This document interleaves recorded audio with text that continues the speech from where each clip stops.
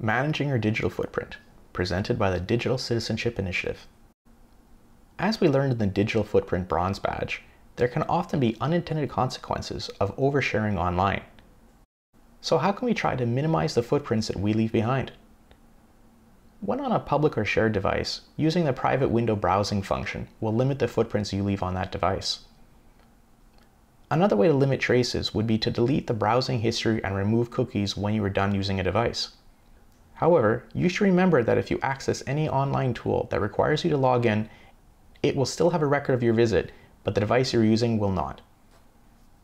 Similarly, when you sell or give your old device to someone else, it is always a good idea to restore your device to its factory settings.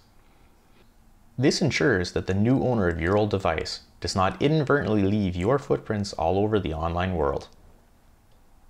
It also prevents anyone using your old device from having access to your personal information. You may have already done this before, but it is still a good idea to take a look at the footprints you have left. What are some of those traces? You can search for your name online using a search engine, or even set up Google Alerts to notify you when new information is publicly posted about you. If you want to remove or limit the effect of some footprints, what can you do? If you post the content yourself, remove it by deleting it. If the content was posted by someone else, ask that person to remove it. Keep in mind that if other people have downloaded a copy before the content has been removed, they could still technically reshare it. If the content is inappropriate for general audience or against the terms of use for that online tool, you may be able to report the content and request that it be removed by that tool's administrators. Also, depending upon the terms of use for that tool, the company that owns it may still be able to continue using your content.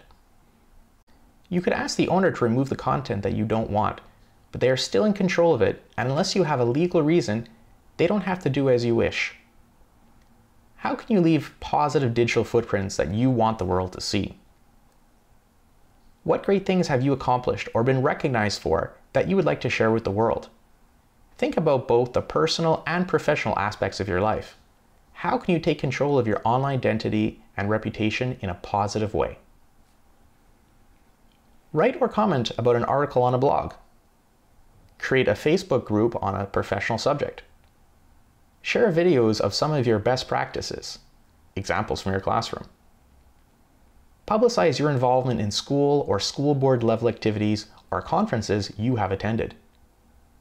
Lead an EdChat on a social media platform on a subject close to your heart. While maintaining and weeding your digital identity is a good idea, remember that purposely working towards building a positive one is just as important.